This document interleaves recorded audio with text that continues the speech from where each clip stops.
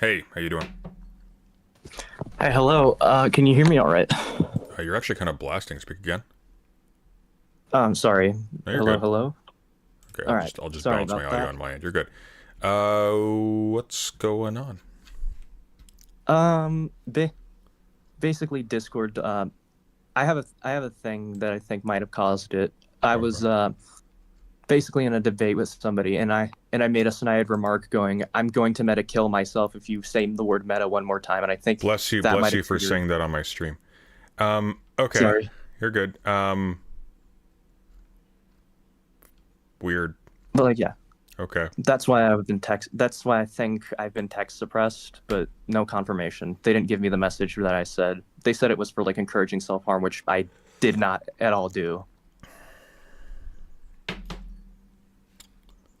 Okay. Okay. But yeah, Weird.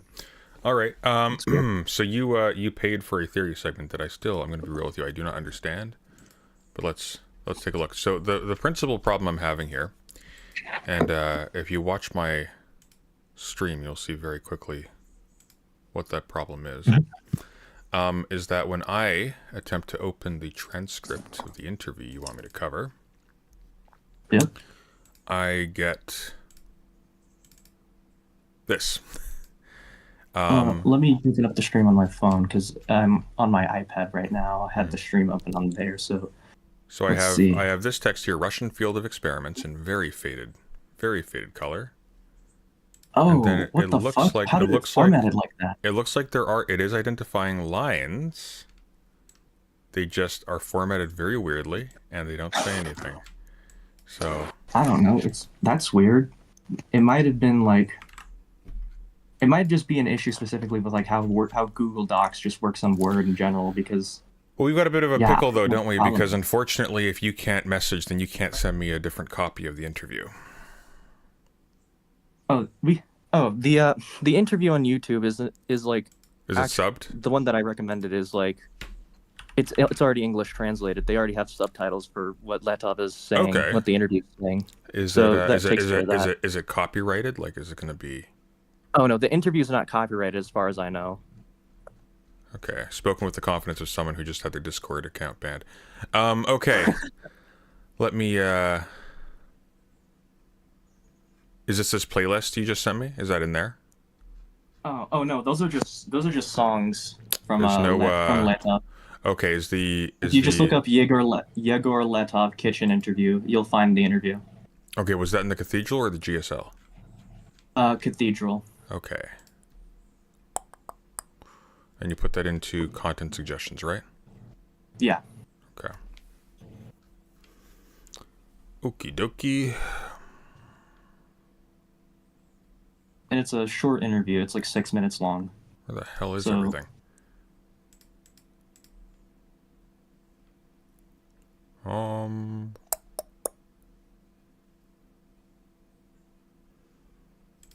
What did they freaking change? They're redoing I could. a lot of the cathedral stuff, so it might not be in there. I think it might actually be. Are you in the GSL? Yes, I am. Let's You see. put it in the GSL. You put it in the GSL. You didn't put it in Oh the. yeah, I did put it in the Okay. GSL, All right. so Let's it's see gonna be here. in there. All right. So lost interview. 3,003 years ago. Okay. Okay. This is probably fine. All right. So this is a. Okay. Walk me through this. Who is this guy? What am I All looking right. at? So Yegor Letov is a Russian punk rocker anarchist who's pretty notorious for being very outspoken against the Soviet Union during his time and the band Гражданская оборона, which means civil defense, or Okay. you can just shorten it to GROB. He Grob. GROB. He had basically very unique worldview. I'll say one that touches on a lot of interesting things Mm-hmm. that I think. Now, there is an elephant in the room with regards to Letov that I think is worth addressing, and that is the fact that in 1993 he co-founded the National Bolshevik Party with Dugin and Edward Limonov. This guy did. So, yeah, this guy did. And Okay. another thing it's but important to note about the National Bolsheviks in Russia, their form of nationalism wasn't like based on anything ethnic or whatever. it was more so based on like the culture and language of Russia, as opposed to like anything based on It ethnic was like grounds. But it was like French Revolution nationalism, but with a heavy geographic component.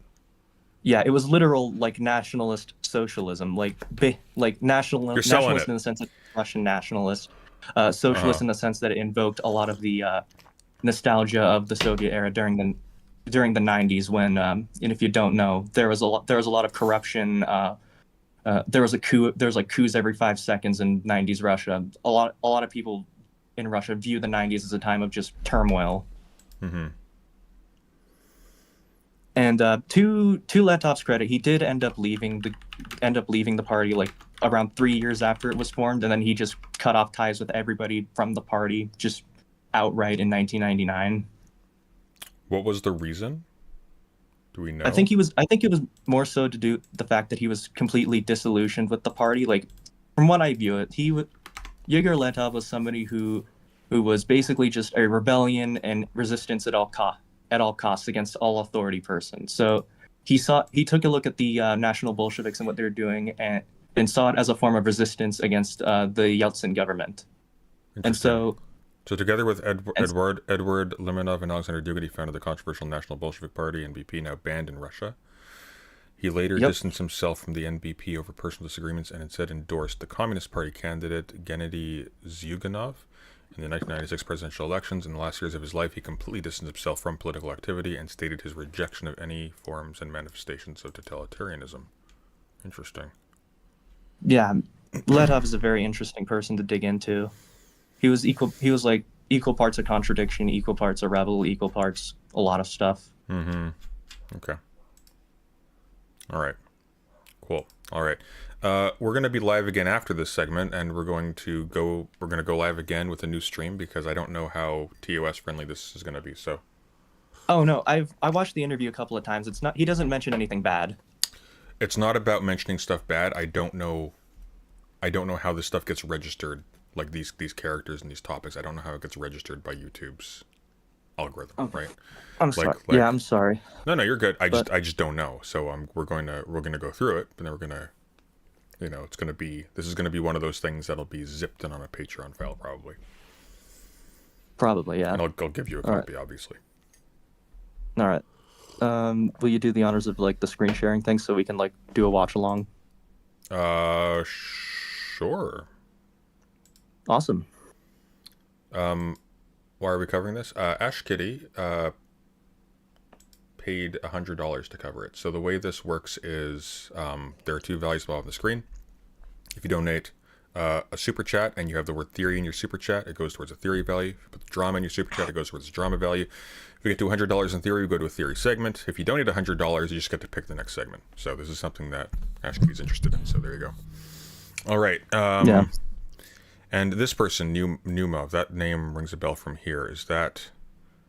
No, it just sounds Russian. Okay, never I think mind. Numov was like, I don't know much about Numov. I think he was probably like an interviewer or something. Okay. So this specifically is, do you believe in democracy? Okay, here we go. You ready? Yeah. Ready. All right. Демократию. То есть вообще она возможна? Демократия. Ну, We can turn the volume down on this. допустим, ладно, Нет, честно говоря, не верю. сокрушаем тоталитаризм ради чего? О, не Ради верю. того, чтобы была демократия? Вот такой вопрос задаешь, как тебе сказать. Я анархист в таком смысле, что анархия, она возможна в плане как вот, ну, битники, что ли. Сокрушить власть нельзя, потому что вот в самом человеческом сознании тоталитаризм заложен совершенно четко. Поэтому игра заранее Totalitarianism is embedded in the human mind. This player game is a lose-lose game in advance. проигрышная. Но вот там у Гали сейчас очень клевая песня. Про то, как там зоны зэки бегут, и их там убивают одного за другим. И окончается, что вроде там и всех убили, и такое размышление, он просто белым стихом говорит. И все равно, если даже там никто не добежит из зоны, все равно там, если всех постреляют, все равно бежать стоило. Надо было и стоило. Вот я этого тоже придерживаюсь. Потому что If you could игра pause it right заранее there. проигрышная. I think that particular line of thought where he was talking about the song about the prisoners, he was talking about like he is an anarchist in terms of a beatnik. I think it reflects a lot about like Letov's personal belief in resistance, where he says like, yes, even if it's a lose-lose game, we should still try to fight anyway because it's the most honest thing that we can do as human beings, even if we think that even if we want to be dictators, even if we want to be totalitarian, even if we want to be fascist, the best thing that we can do is to resist. And so that's what I take him to be saying. And now again, I don't speak Russian, so I don't know about the nature of the translation. When I go back here and I hear him say like,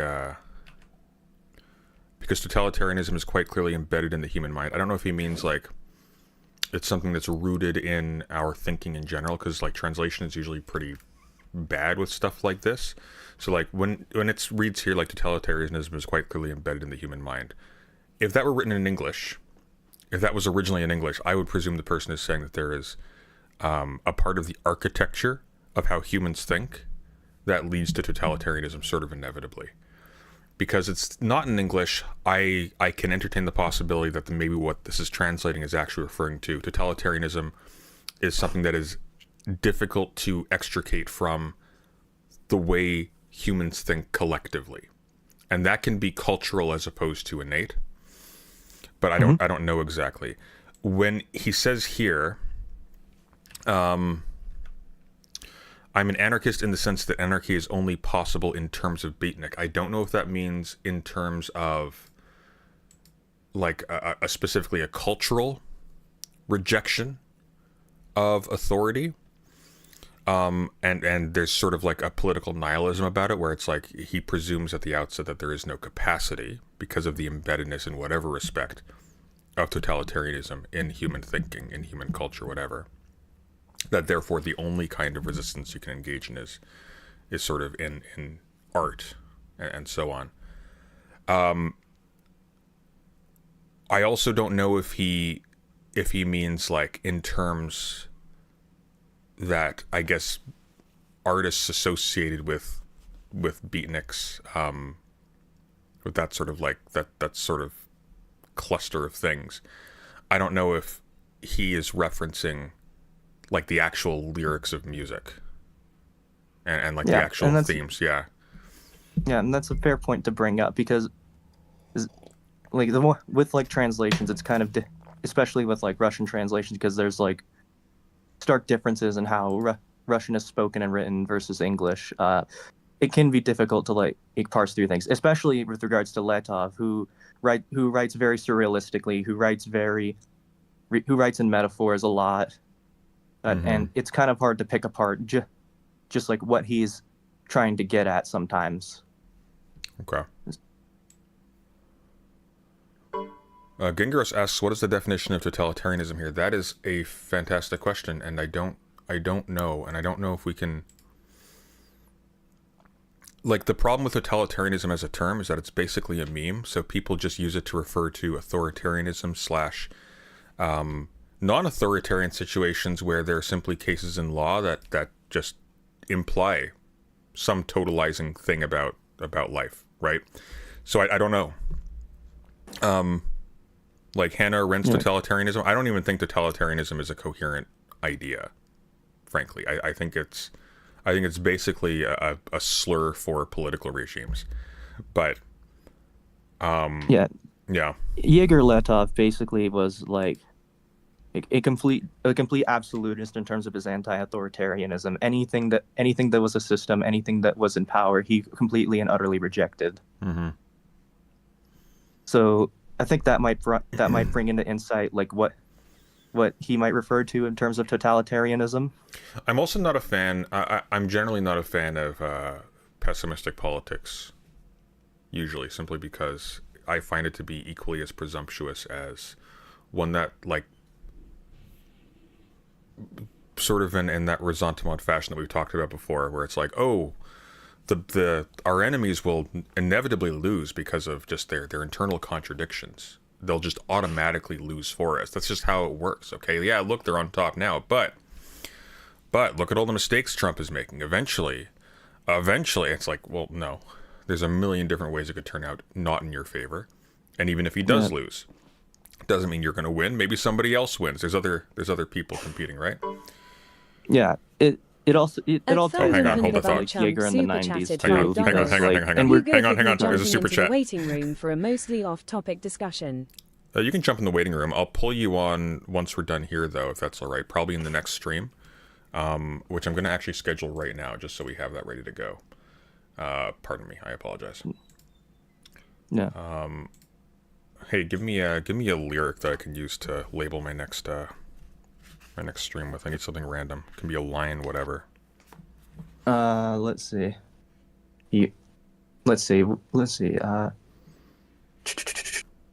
Eternal spring in solitary confinement. There. Eternal spring in solitary confinement. Amazing. Thank you. Yeah. All right, and we'll it's from my favorite song of his. We'll schedule that for 4. Okay. And that's what we'll read into. Okay. Yeah. Shall we press Basically on? what I... Oh, yeah, sorry, let's you were press on. speaking. Go on. But yeah, one final thing I'll add to this is basically like, with regards to Letov's nihilism, it's a very specific kind of nihilism where yes, he doesn't think that there's much meaningful that we can do to stop oppressive systems and power, but that we should resist anyway. Because it is, again, the most honest thing that we can do as human beings. Or at least that's my read of him. Thank you for the membership.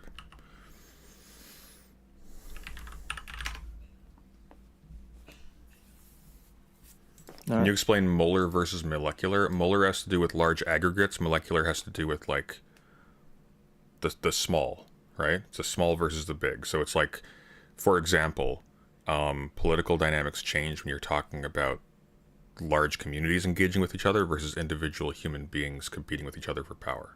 There are different laws, if you will, that sort of govern their behavior, right? All right. Ну, там у Галича есть очень клевая песня. Про то, как там зоны зэки бегут, их там убивают одного за другим. И получается, что вроде там и всех убили, и такое размышление, он просто белым языком говорит. И все равно... By the way, if you want to pause at any moment to add commentary... Oh, I'm going to. Don't worry. I'm reading. I will, however, say...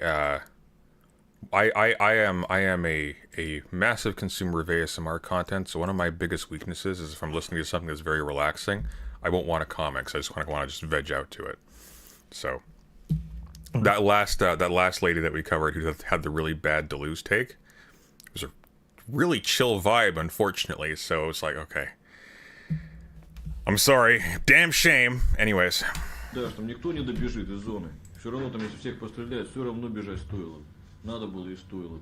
Вот я этого тоже придерживаюсь. Потому что... And just Russian is just a relaxing language to listen to, especially if you don't understand what they're saying. So, game is a losing one. I realize I won't be able to do anything anyway. I won't be able to crush anything. Заранее проигрышная, это я полностью сознаю, что все равно ничего не удастся там не сделать, не сокрушить. Но тем не менее, если... Бля, сейчас расскажу такую притчу. Там, у Николая Бохова такой диссидент. Притча такая была. Были некие люди. Каким образом они попали в сундук, непонятно. Вот, но попали они в сундук. И жили там год за годом, день за днем. Ну, жили, забыли, что там за сундуком делать. Got it in the... What does that mean? There were some people, they got it in the chest. There were some people, it is unclear how they got in the chest. They got in the chest and lived there year after year, day after day. They lived there, forgot what was going on outside, planting potatoes.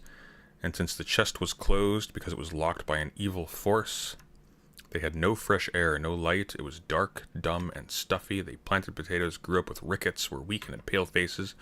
But one day the shackle rusted and fell off, and a flood of fresh air rushed into the chest. Well, people were fucking surprised by it. They looked at that light and that air. At first they thought they were suffocating. And the most curious thing, they went to the lid of the chest and looked out. An evil force began to close the lid again and push them inside. At first the evil force started giving them a carrot or a sprout so that they would close the chest.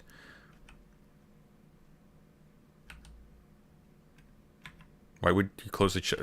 Really? For a sprout? Okay. But they constantly put their head on the edge, or their elbow. Some of them would get their elbows pinched by this chest, or they would get their elbows ripped off altogether. That is anatomically difficult to do. How would you do that?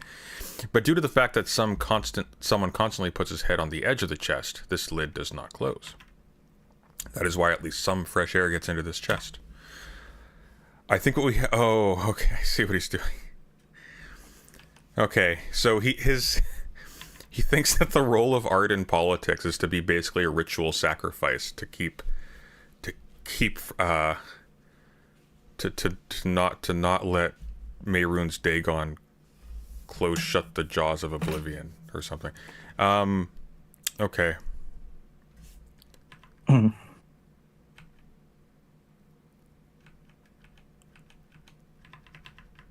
My read of it is basically tying into the whole like resistance is the most meaningful thing you can do thing because because in his view, as long as there is an oppressive force, there will always be something to resist it, and it's joining in that resistance that brings meaning. Basically, to life. I appreciate the nobility in the gesture. What I dislike is, again, it's that reflexive pessimism that leads to a reactionary attitude where, again, the goal is that there is a presumption that there are no opportunities for creative and revolutionary change. Instead, there is merely the sort of ritual sacrifice of creatives in order to keep the creative spark alive into perpetuity. But by extension, also, everything else is also permanent. And one of the problems with this is that it's basically a guarantor of the very totalitarianism that he claims to be resisting. In resisting something in such a way that you keep it alive into perpetuity, you're not actually resisting it. You are providing resistance that operates as a scaffold for it, right? You're operating as a part of the structure. So one of the problems here is that, and this is one of the ways in which even like discourse about resistance can end up being reactionary, is that by sort of closing, by totalizing, oddly enough, his conception of the political in this way, and sort of having this tragic view of the only good that you can do is essentially futile, and just maintaining this last remaining sliver of a tolerable status quo from an artistic point of view. As a result, he guarantees the persistence of the thing that is trying to close the chest, as it were. Because the presumption always is that that is always there. That's never subject to challenge or critique. And as a result of this, though, nobody attempts to critique it. If they onboard that position, and this is one of the reasons why optimism is actually really important as a political value, because you actually don't know what the range of full possibilities are, and you don't know, like, what other contradictions within the thing you're resisting exist that might actually accelerate its fall unbeknownst to you, and that you are assisting with by resisting actively and creatively, as opposed to simply playing out the same tragic role over and over again, right? So at the end of the day, like, this kind of attitude, again, like, it's not that I disrespect the spirit behind it. There is, however, an arrogance that is not based on a personal defect.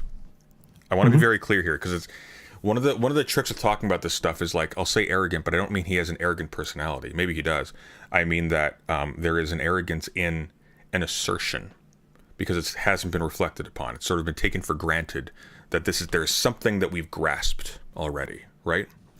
And generally speaking, we are usually wrong when we think we have grasped anything, certainly conceptually.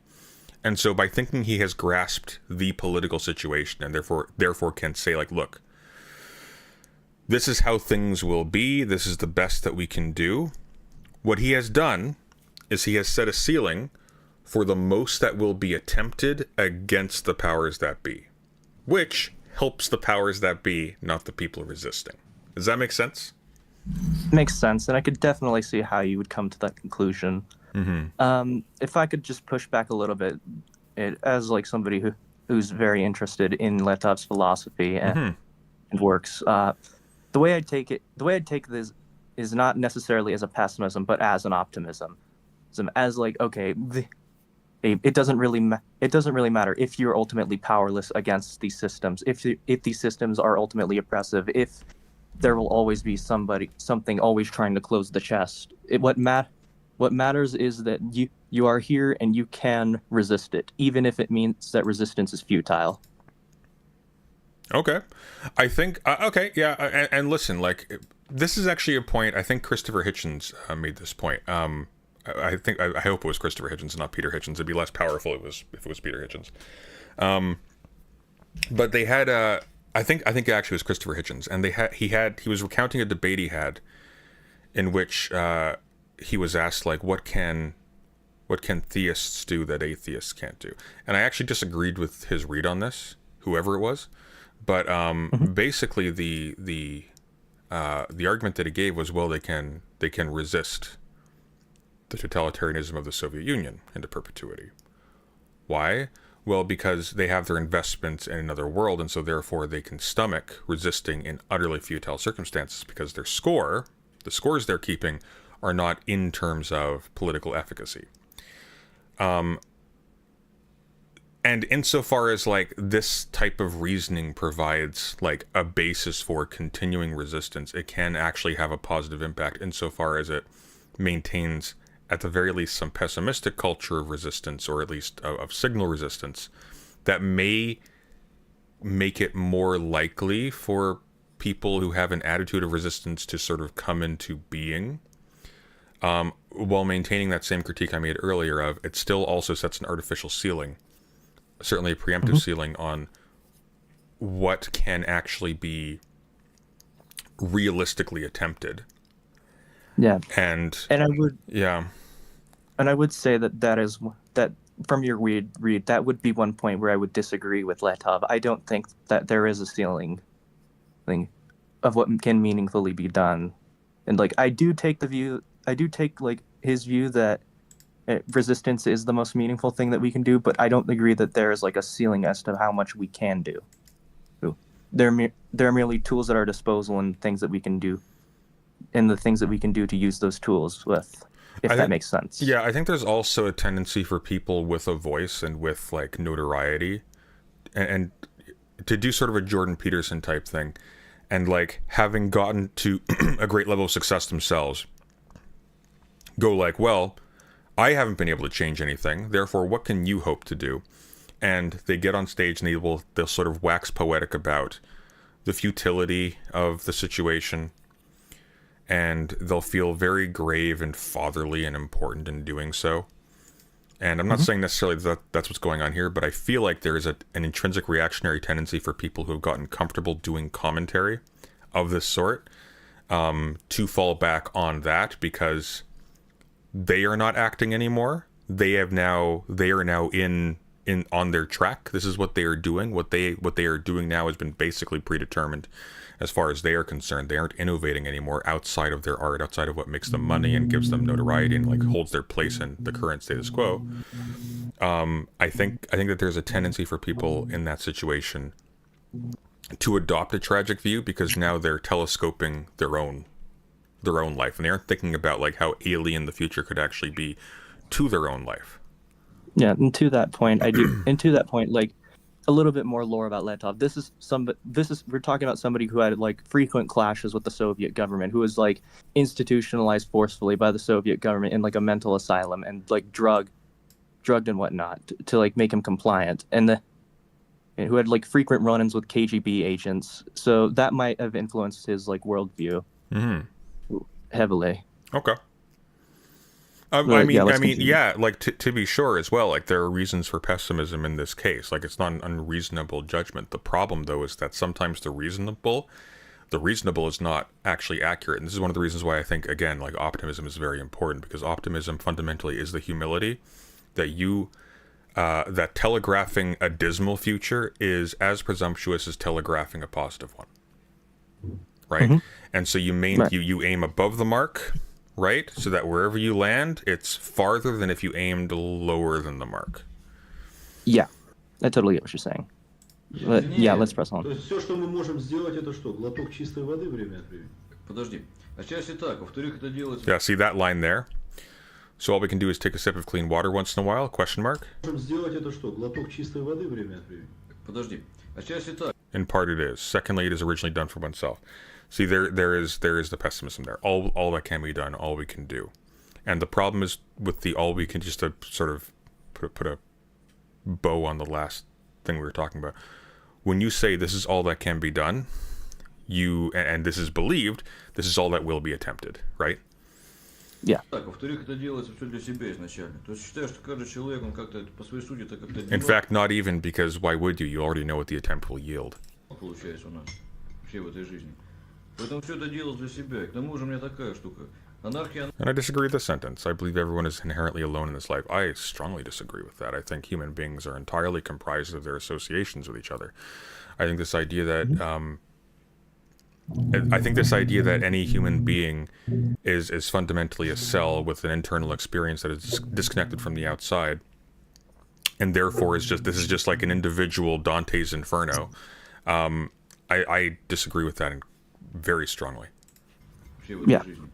Поэтому все это делалось для себя. И к тому же у меня такая штука. Анархия, она торжествует, если это внутренняя анархия. Если человек добивается внутренней свободы, This isn't a vape, it's a pen. на внутренней анархии, это победа, пиздец.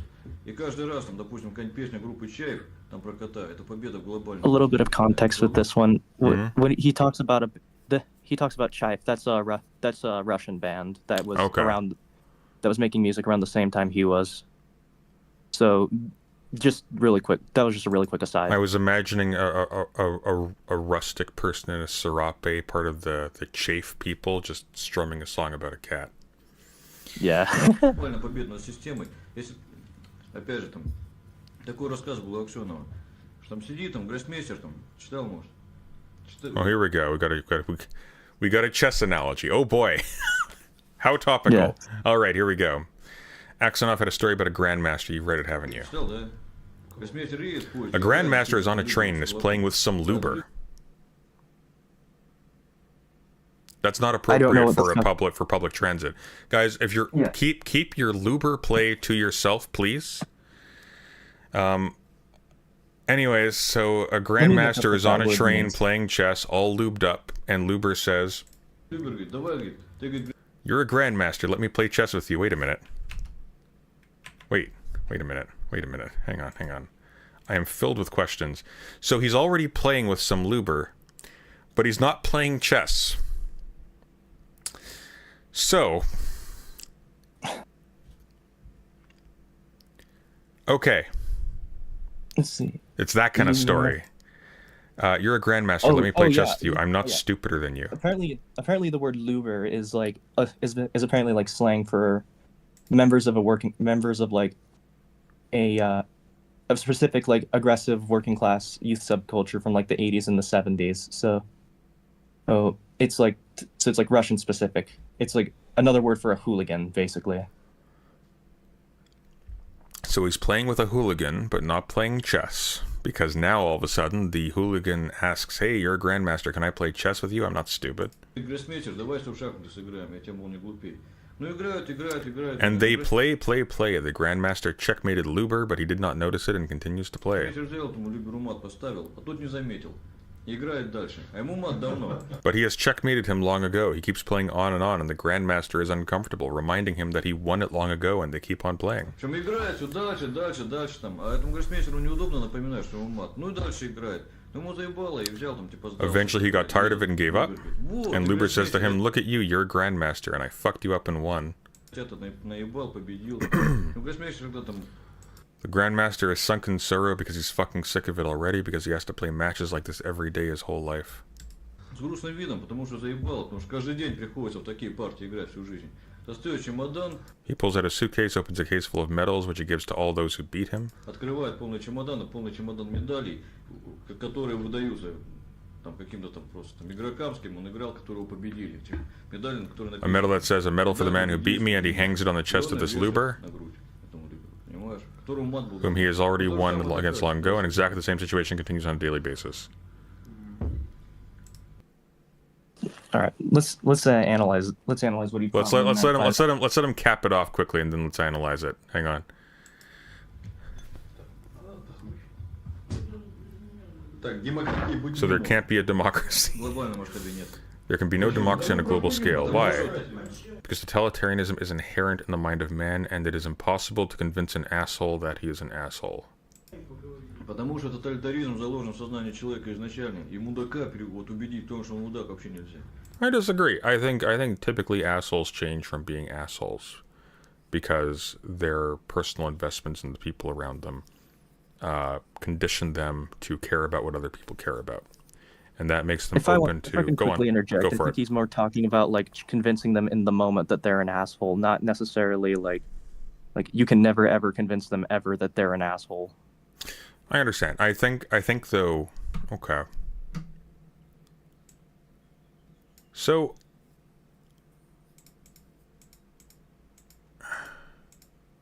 Go on.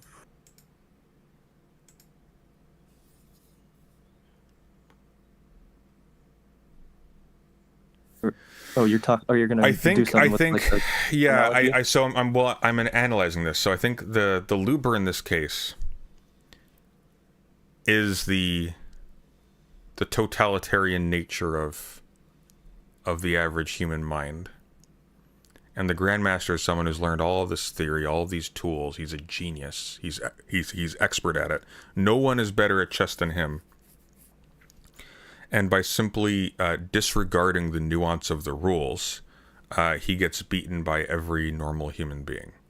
So you can imagine like a scientist or a philosopher or whatever trying to explain something to a person who is like prejudiced against like being challenged in one thing or another, and they just basically just talk them down and shout them down, and that's about it. And they get tired and they move on because it's futile. See, I take a different interpretation of that. I think that the Okay. Grandmaster is the totalitarian nature of the. I think the Grandmaster is the totalitarian nature of the mind, and that the Louvre, the hooligan, is like supposed to represent how we like.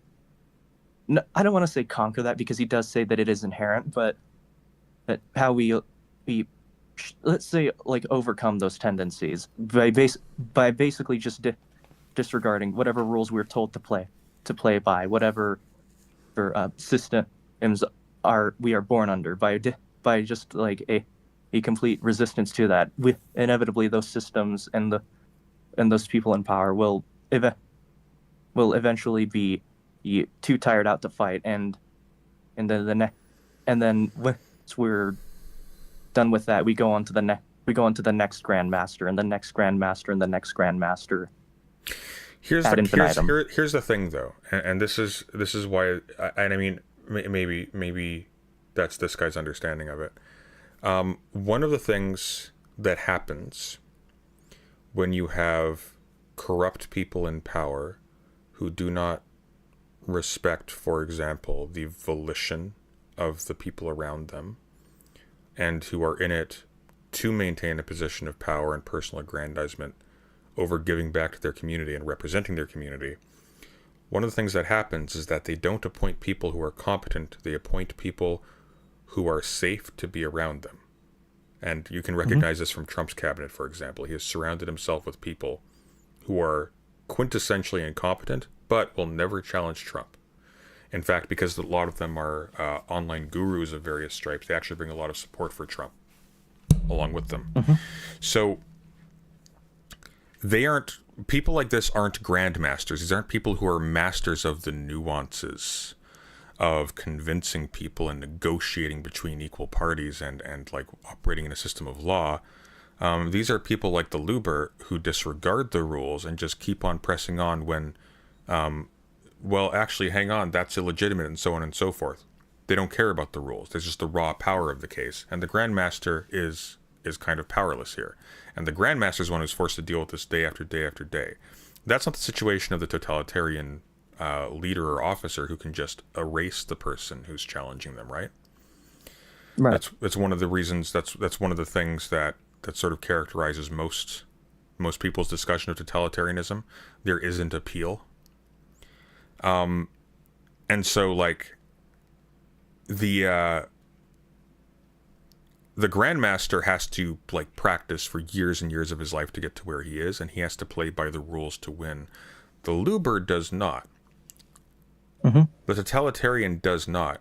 And generally speaking, whatever totalitarians, and that's a nebulous term I don't like, whatever people are being accused of when they're accused of being totalitarians, it generally does not include sophistication or like they earned their place, right? Yeah. Or like they try. Generally speaking, it's associated with mob rule. Like you have essentially a government operating like organized crime, and the rules are disregarded. Why? Because technically this doesn't count. Okay, well we'll just keep on going anyways. Maybe without even an acknowledgement that we're even still attempting to play by the rules of the game.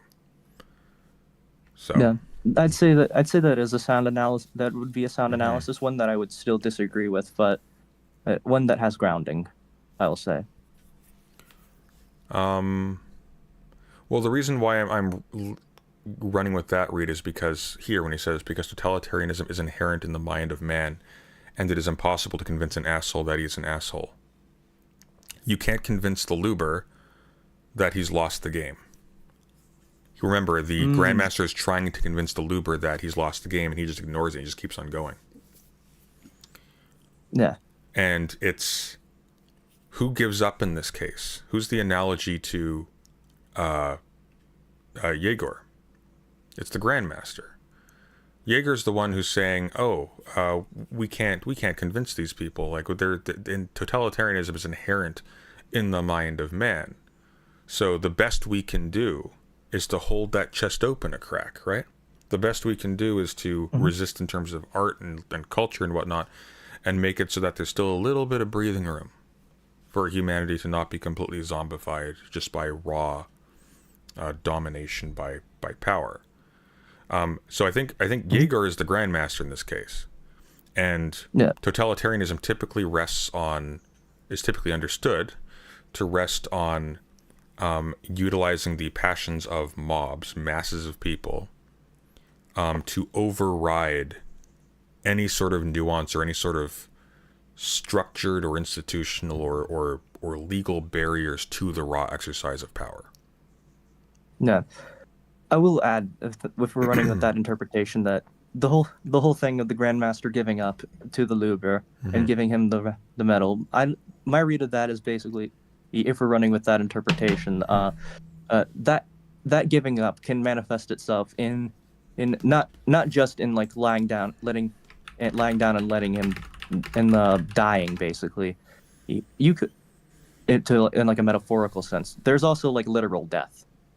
If like your body actually giving in to whatever health problems you may have and just completely shutting down.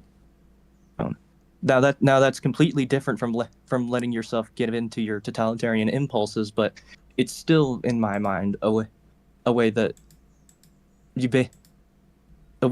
somebody could, that the Luber wins, basically.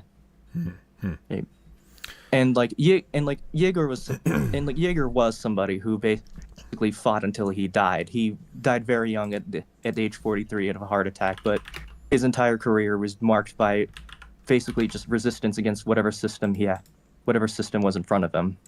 Well, he went apolitical in his last years, didn't he? Sort of. He did adopt like an eco-anarchism towards the end of his life. And more mystical spiritual elements and whatnot into his philosophy. So he says, quote, I've always been an anarchist, and I still am, but I'm now much more interested in the ecological aspect of contemporary anarchism. I've moved in toward ecological anarchism. While this used to be loosely political, I've now completely abandoned politics because in our country it's a useless and foolish pursuit. Any political activity here is perceived as a kind of provocation directed at oneself, as in the case of Limonov, for example. And Limonov, as a Russian writer, he's the other founder of the NBP. And what happened to him? Was he exiled, or? I think he was arrested. He was exiled, so it looks like he died of cancer, though. Yeah. So Dugin remains, but if there was a kind God among us, he would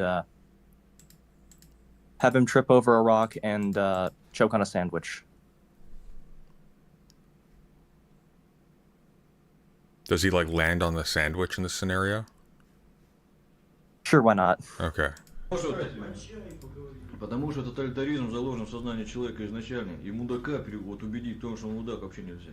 Есть такая буддийская пословица: можно привести коня к водопою, нельзя заставить его глотнуть. Поэтому каждый глотает сам. Сколько человечества существует уже 4 тысячи лет. As long as humanity has existed for 4,000 years, this proves That as there was fascism, so it remains, nothing changes in the world. В общем, этим доказано то, что как был фашизм, так и остается, и вообще ничего не меняется в мире. То есть как были христы, так они остаются, как был фашизм. You would really enjoy Letov, by the way. Latour? Oh, You would- I've you been would- meaning to buy myself a copy of The Politics of Nature. I've like the snippets that I've heard you read on stream were very Well, interesting. don't, and well like, I mean, you don't wait to buy it. Just get a PDF. There's a PDF on the channel, on the oh, Discord sweet, server. Just get a PDF. nice. Do you know Anna's Archive? Anna's Archive. I discovered a little bit ago the Shadow Library. Yeah. I disavow all piracy, of course. Never, ever, ever pirate books. That is unfair to poor publishing companies. Never, ever go to annasarchive.com and download books, okay? Don't do it. Продолжается. First of all, because annasarchive.com has been taken down. It's something else now. Все ясно. Also, they charge a ridiculous amount for these things. So, like, do you mind if I rant about books for a second? Oh, sure, rant all you want. Okay. So, Oh, Zone hold on, Books. Sorry, there's a garbage truck going by. It's like You're good. I don't know if it's picking up. I but... can't. You're good. So Zone Okay. Books publishes these gorgeous volumes in paperback that have sewn by. Look at that. They're sewn. Sewn bindings. We're going to be going over Morbid Zoo's new video on bad anthropology next, which is why I have Peer Clashes Against the State, Society Against the State out. But $30 Canadian, actually. Not sewn. Glued binding, like well produced, nice quality paper. It's not a bad binding, like it's a good glued binding. It holds up. I've read this thing through multiple times and it's solid. 60 Canadian for this thing. Guys. Also, he's dead, so that's a shame. Какие вопросы? Каверзный вопрос. А что ты под любовью понимаешь? Я вообще человек верующий, честно сказать. Охуенно. Interesting. So pause right there.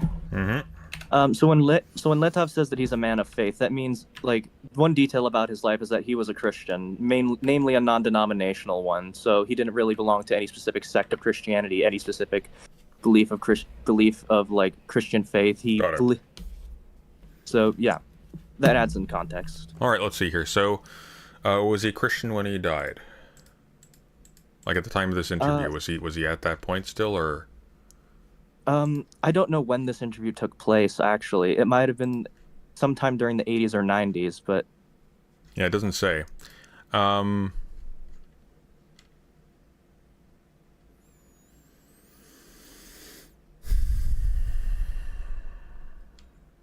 maybe if we do a word search on like Christian. It'll be in blue. It's not coming up.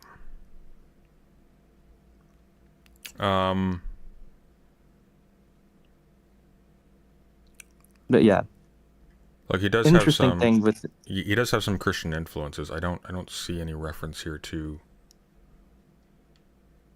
yeah. religion. I think, but we'll run with that. Hang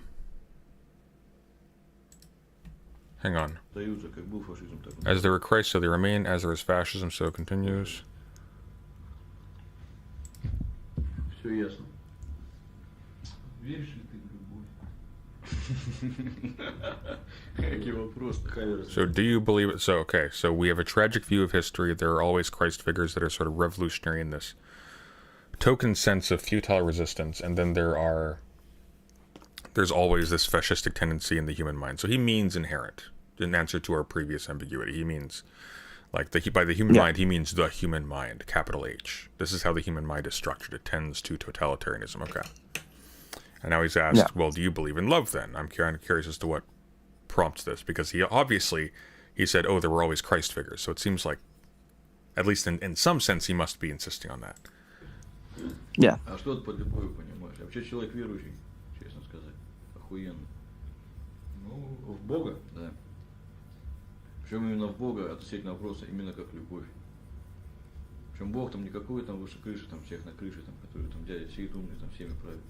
А Бог, который это, как тебе сказать, ну вот исходя там из буддийской философии, некая сущность, которая, допустим, есть любовь, и любовь не кого-то, не за что-то, а любить там, как дышать, там, как жить. Только в условиях нашей жизни это как-то вот все не то, что не получается, а это, в общем-то, даже и нельзя. It's like imagine if Bergson wrote uncreative evolution. Потому что, во всяком случае, это исключает возможность быть рокером. Потому что для меня рокер это человек, который живет уже среди всех и охуенно переживает за других и вообще за ситуацию в мире. Да, но если исповедовать, так сказать, личную любовь, то придется переживать за кого-то одного. В каждом То случае. есть за бабу, которая, допустим, будет. So I'm not super familiar with like specifically Russian forums of like Elan Vital type thinking, but that's sort of what he's going with here. Wouldn't characterize this as Buddhist necessarily, although there's a lot of different types of Buddhism. Тебе придется за нее Yeah, переживать. might be like a misunderstanding of like Buddhism from based on the fact that like Yeah. he did live under the Soviet Union. The Soviet Union was heavily restrictive society based on like what media you could consume, so long as the media was government approved. And as an aside, there was a wide variety of creativity in the Soviet Union that was state approved. It's just a lot of the more meaningful stuff comes from like in terms of art, the resistive forces of those arts, like your Yegor Letovs, your Kinos, Yeah. your Here's the thing though, like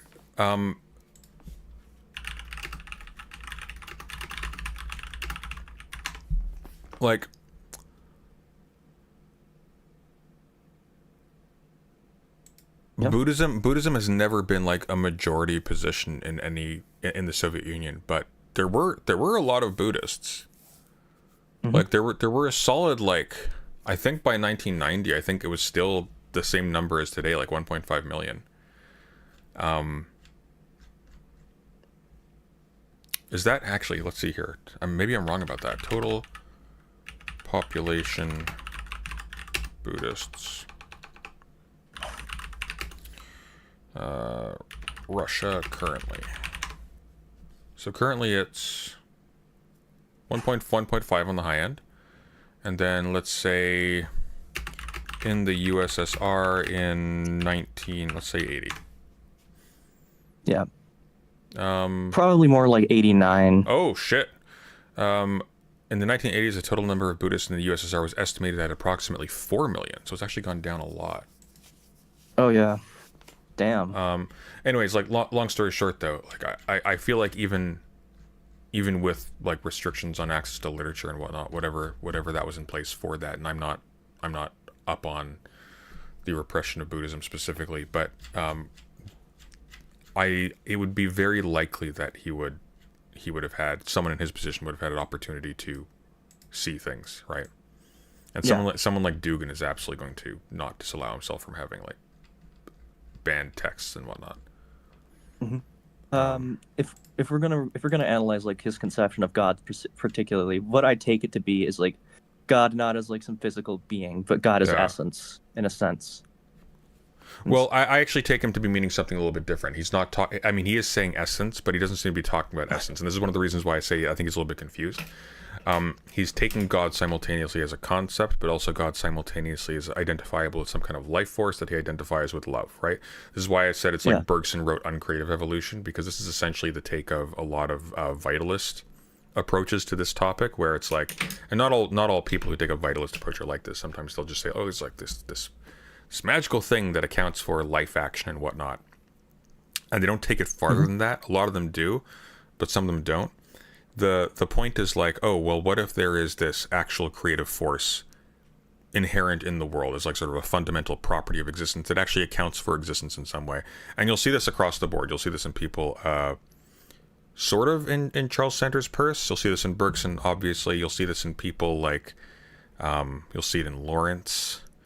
Like you see this in various forms all over the place, but the main thrust of it is this when you're talking in that key. There is a force inherent in the world that prevents it from stagnating and staying still. So the general tendency of the entire world is not towards settling, it's towards transformation and complexification and so on. So the fact that he then falls back on, oh, and there are these set archetypes that characterize human history and the human mind into perpetuity in both directions in time is like, okay, so there's a bit of a contradiction here, because you're saying that there is this creative, affective, or force related to affects, force in the world that comprises the world, that is the fundamental principle of the world, but also it can't do anything.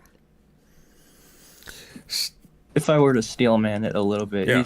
he's essentially saying I'd probably take it to say that our struggle is an eternal struggle against the creative force versus the totalitarian force, and so we must act in a way that makes it so that the totalitarian force is kept at bay from winning, for as long as we could possibly go for. If that makes sense. Yeah, but that also still puts it puts the creative force of the universe on the back foot perpetually and from go, right? Mm-hmm. So it's there still seems to be that contradiction there, because you are calling this, like, when you call something God, you're making a very particular statement about it. You are saying that this thing is permanent, this thing is fixed, this thing is prior to and after exigencies, right? You're giving this thing an elevated status. To then say that, oh, this thing that has an elevated status basically exists in perfect symmetry with this other force, is to also call totalitarianism God, right? He's equivocated between Christ and the totalitarian tendencies of the human mind as if these are both fixed archetypes of human history, and they cannot be overcome. They just always are just there. And that's it. And so the lot in life of real human beings, quote unquote, is just to suffer and then disappear so that somebody else can suffer and disappear. That would be like a pessimistic kind of, I don't know if I want to say Schopenhauerian read of what he's saying, but which I don't take it to mean. I generally think that his philosophy is more optimistic than I think you're letting on, but maybe what I'm seeing here seems quintessentially pessimistic, because he's specifically saying, like, this is all that can be achieved, right? That seems to be the general thrust here, like totalitarianism is the thing that will come back every single time. That's quintessentially pessimistic. You're asserting the immortality of your enemy. What is more pessimistic than that?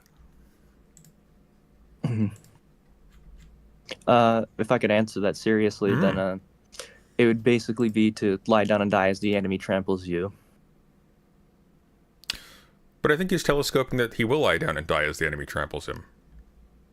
He's just going to make a ruckus first. But it's the I same. can understand where the read comes from. It's the same difference. Well, I feel like he basically just said that. And, like, to be clear, like, it's not unreasonable, because, like, again, you have overwhelming amounts of power when you are trying to resist state power as an individual. It's actually not. It is legitimately not tenable. There is no V for Vendetta situation where a single human being, just through a lot of cleverness, like, just, oh, we took them down one by one, and then it doesn't work. Yeah, to add to that, it is basically like no one individual can by themselves topple down a system. It is up to the people collectively to topple down that system. And ultimately what the individual can do is rally up the collective. Right, but this is the problem. This is the problem that revolutionaries, especially in the Soviet Union, have run into, which is the average person is the loober in the chess game with the grandmaster on the train. The average person will not have it. They have their own investments. They are locked into their track in life, and they are not amenable to, hey, actually, why don't it allow me to overturn your entire view on life and compel you to do things that will undermine every current investment that you have in the hope of some other future you can't possibly imagine, and very likely will not come into being. That's his perspective, because it's like he can't overcome that. That's why I'm saying I think the loober is the totalitarian in this case, because the loober is the average person, as we looked up the meaning of that word. The grandmaster is the person who tries. The grandmaster is the person who is an expert in that kind of thing. So it's a freaking mosquito. Like, Anyways. and another thing, if you'd play like the little stretch, a little stretch of it, he says something very interesting that I Alright. think is ironic given like a detail in his life. Хотя на других просто Like your girlfriend. Да не, у меня в глобальном масштабе. За это у меня, в общем-то, поэтому и нет бабы, которые рядом со мной. So that's ironic, because Uh-huh. because of a particular detail in Letov's life, he basically fell in love and was in a relationship with a fellow singer-songwriter from Siberia named Yanka Diagileva, Mm-hmm. who he was very close to even after they broke up. And like she's important in Letov's life because around 1991, 1992, she very mysteriously and tragically passed away. And so given the closeness that they had with Yanka, it's like kind of ironic to say he can't imagine putting his love into one person. But also to analyze that further, okay, Letov was a believer in like universalism, basically. Mm. In like a sort of universalism. That might strike a lot of people as also ironic given his ties to like Dugan and the MVP, but he was basically somebody who, how do I put this? Well, can I I mean, I will allow for people to have like to a certain extent like incoherent positions on things. Like that's most people do. That's not abnormal. Like human beings aren't like perfectly coherent systems to be like unraveled, right? Like no, there are things that actually when you analyze them a little bit, they stand in stark contrast to other things because humans aren't computers that have been designed to be internally consistent. I think sort of to that point though, it's like you can still have the insight despite having at one level of analysis like particular investments that you prioritize over other ones. You can also recognize that there is something kind of perverse that happens when you show love and compassion for one human being, but then cruelty and disregard for another one. And that's that you are kind of forgetting that the person that you're showing this affection to, as opposed to this total lack of concern to, you are doing so because you had a particular sequence of interactions with that person. By being cruel to an additional person, what you are de facto saying is that, hey, you there, who I appear to be heaping all these affections upon, but for a slight modification of the sequence in which we interacted historically, I would be cruel to you and may even laugh at the thought of horrible things happening to you. And so it ends up being a sort of a condition of, once you have that insight, it ends up being sort of a condition of actually legitimately loving one person, that you go out of your way to try and do that for other people as well. Not in the sense of particularizing your affections and so on and so forth. Like that would be unreasonable.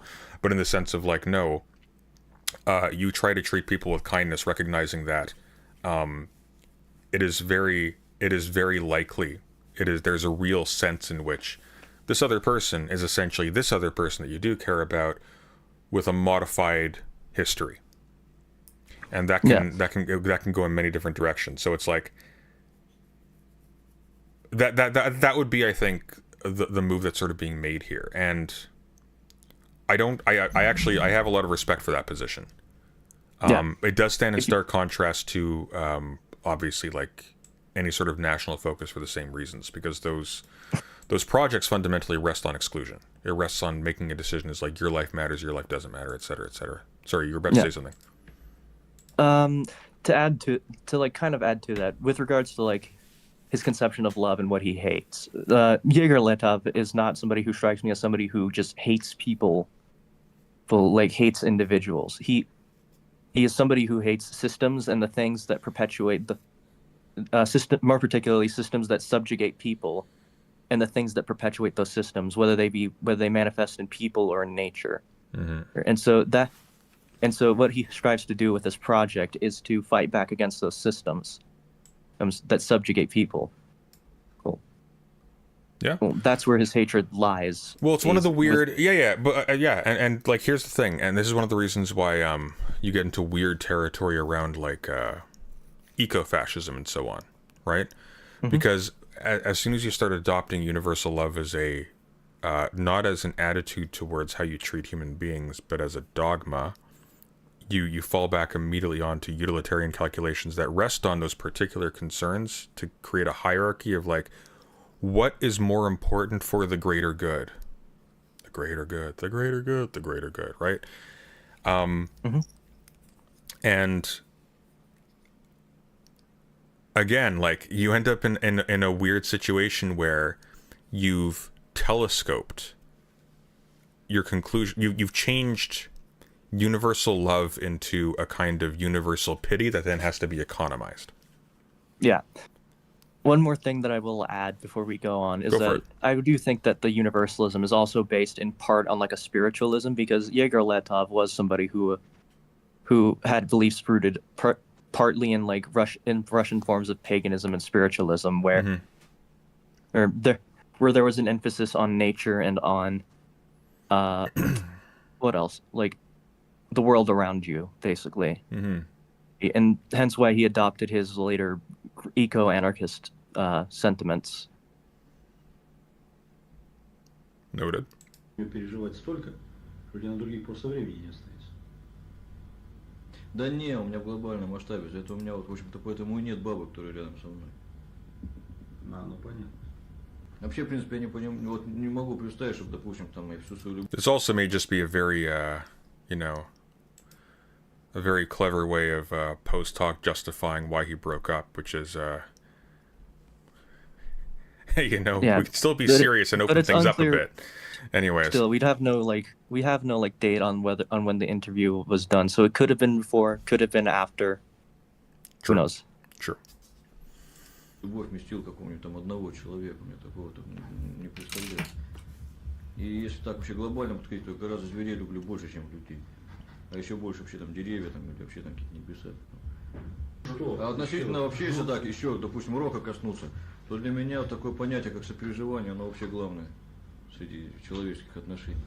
То есть рокер, который, и вообще человек, который не способен сопереживать, вот когда там другому хуёво, это и не рокер, значит и не человек, значит, вообще, пидорас.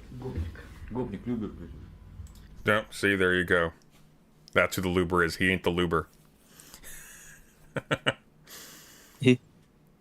Yeah. Yeah, empathy is like human empathy in general is just pretty central to Yegor Letov's philosophy, where like essentially to, I don't really know how to like put it to words, but No, I get what you're saying, and it's sort of like again, like relationships are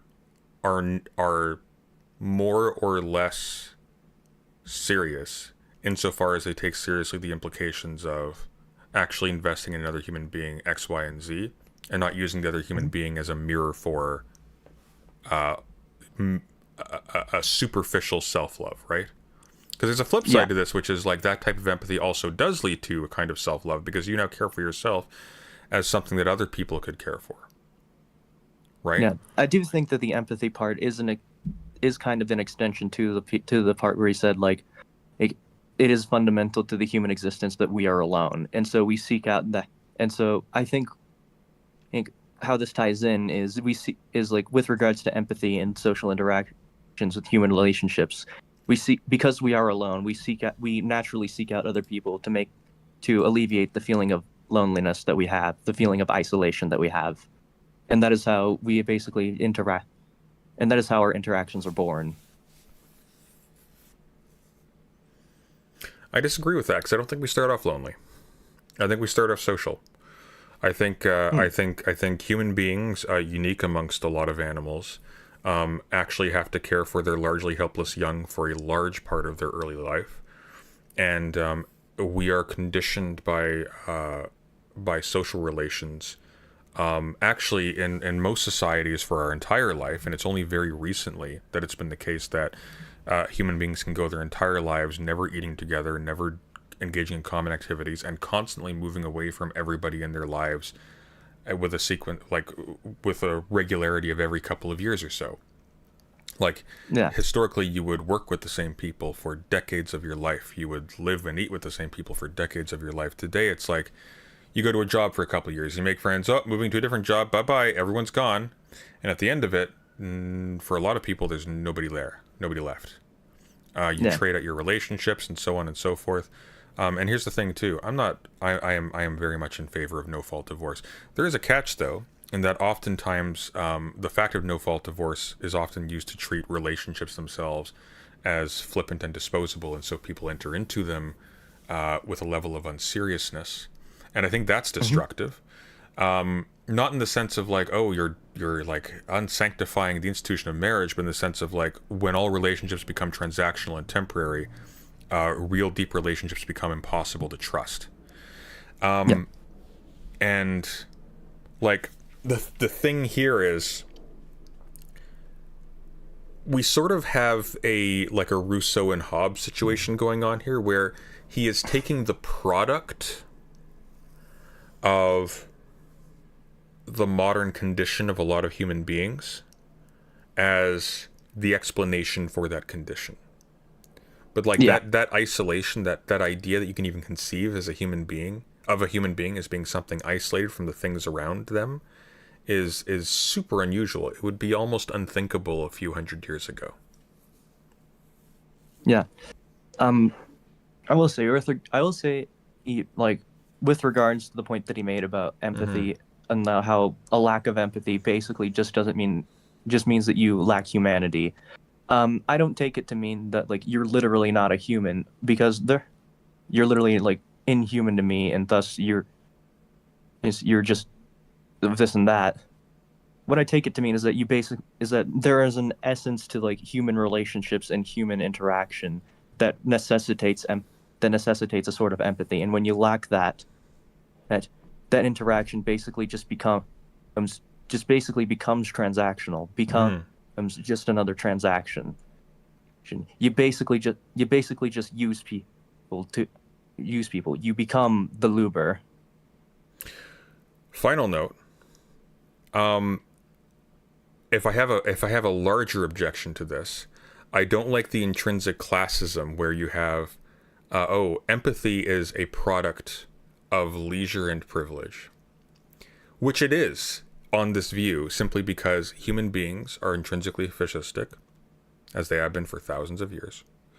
And it is the enlightened artist who is able to have this expanded, empathetic view of the world, and therefore overcome the obstinacy of the loober in the game with the chess grandmaster.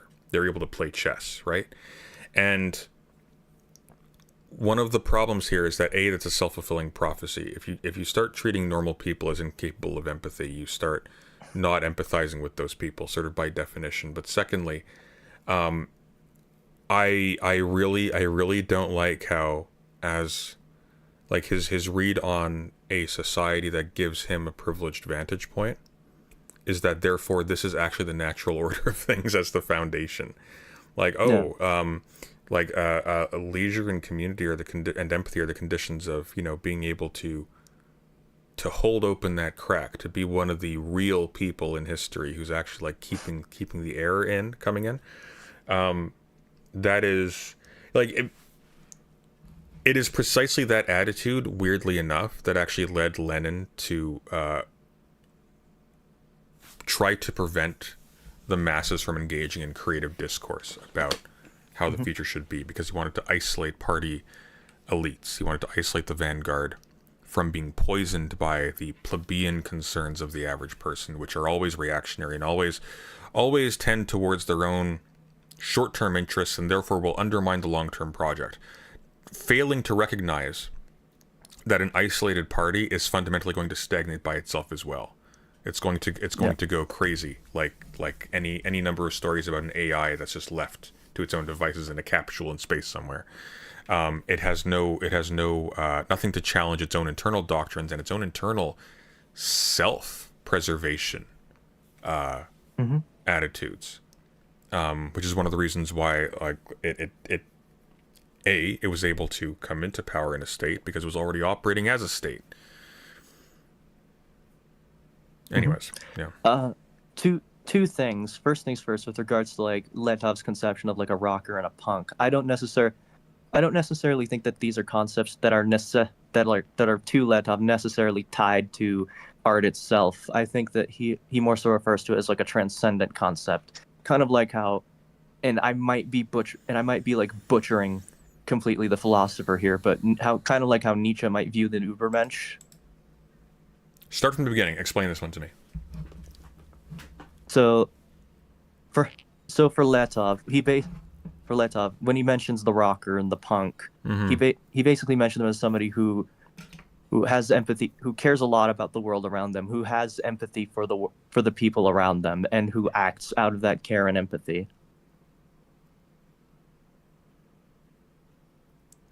If I could put it in like based off the interview. The Übermensch would actually be an anti-Nietzschean philosophy, and I'll tell you why. A tragic view that presumes that you can telegraph the future, and then make signal token gestures as the most honorable, honest thing you can do nonetheless, and sort of just keep the spark going forever.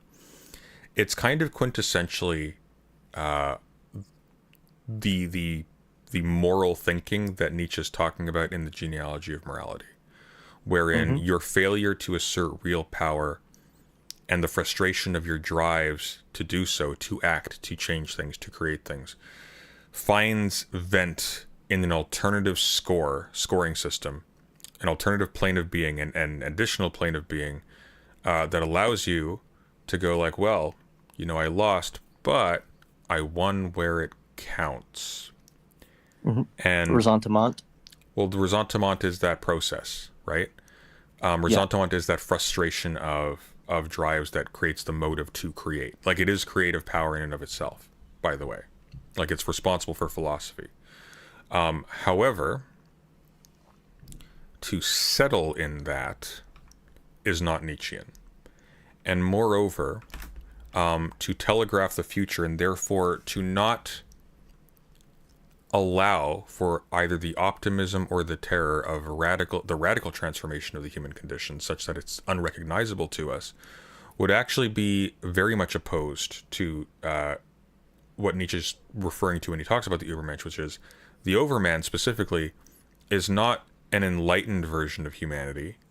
The Overman is the thing to which humanity will transform and which we have not yet comprehended.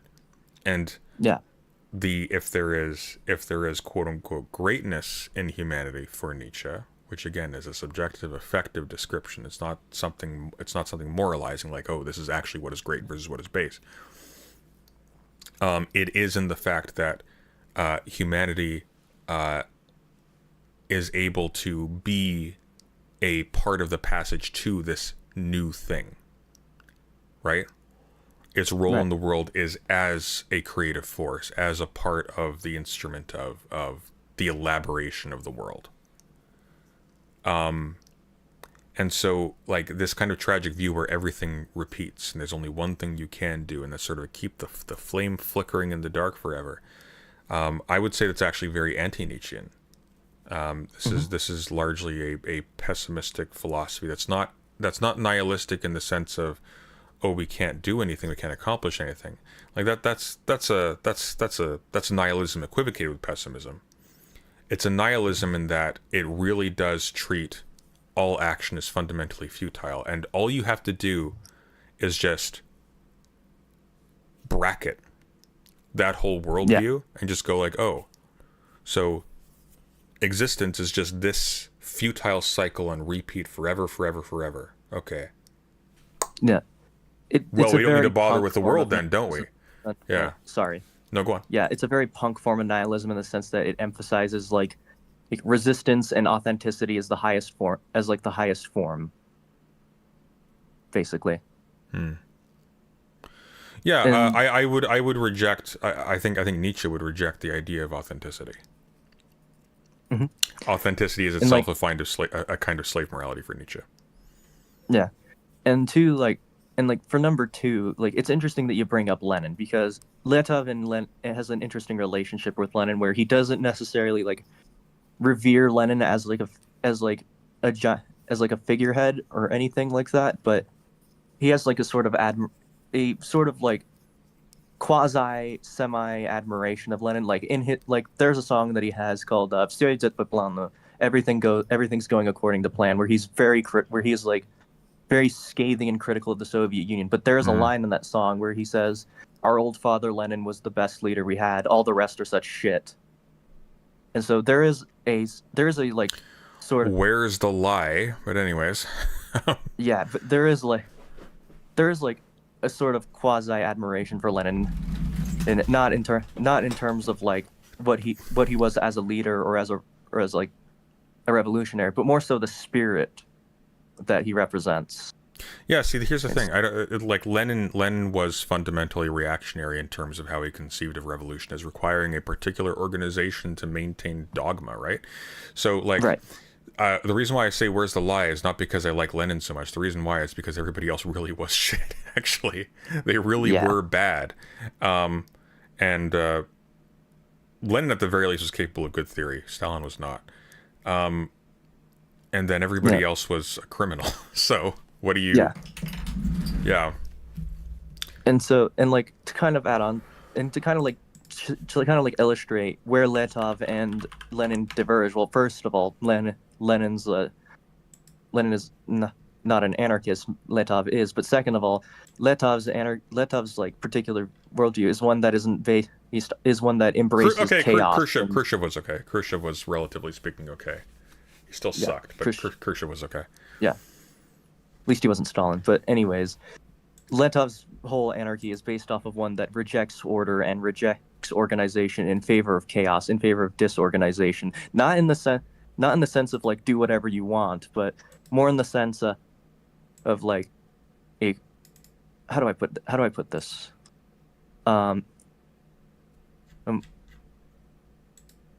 We are all screaming into the void, and we do that because we want other people to scream into the void with us, in a sense.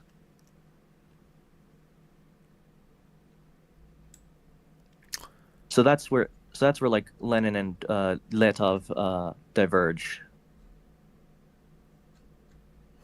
I would be curious to see his engagement with other thinkers as well. Because if he has opinions on Lenin, he probably has opinions on people who disputed with Lenin. But there might be like some interviews out there, but I don't know.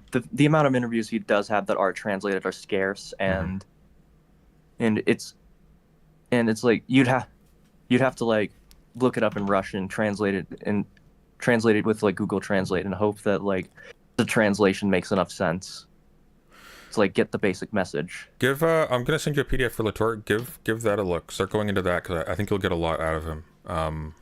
This was interesting. I don't agree with this guy's politics at all. It was interesting though. Thank you for this. You know what we can do, actually? I was having a thought while we were talking. Because you've got a YouTube channel. How about this? Instead of me taking this video down, I'm going to private it. I'm going to download a copy of it. I'll give it to you as a zip file. You can tell me where to send that, and you can publish it on your channel. Oh yeah. You want to do that? Yeah, you can just like DM it over Discord. Can you still receive messages? Yeah, I can still receive messages. It's just I can't send them. Okay. All right. Hey, I'm going to raid into myself. We're going to go into the other stuff soon, okay? So I'll be live shortly. Ash Kitty, thank you for the theory recommendation and the donation. Very much appreciated. Take it easy. Yeah, no worries. If you ever want to delve deeper into like Letov or what his personal philosophy is, I'm not gonna say that I'm like an expert on him, that I've studied him like intensively, but I will say I know enough about him to the point where I can like. Why don't you make a video about reasonably steel man? Make a video about it. Make a video about it. If you can do that, make a video about it. Explain his philosophy. Explain its merits and its problems in your view. That would be good. That'd be a good, useful thing. Yeah, and I will say Letov is like a personal influence of mine on my philosophy, with his emphasis on authenticity and on resistance as like the highest form of good, or not necessarily good, but the highest form of thing you can do. We'll fix you. Don't worry. Thanks for coming on. Have a good night, and I'll talk to you later. Okay. Have a good one. All right. Bye. Bye.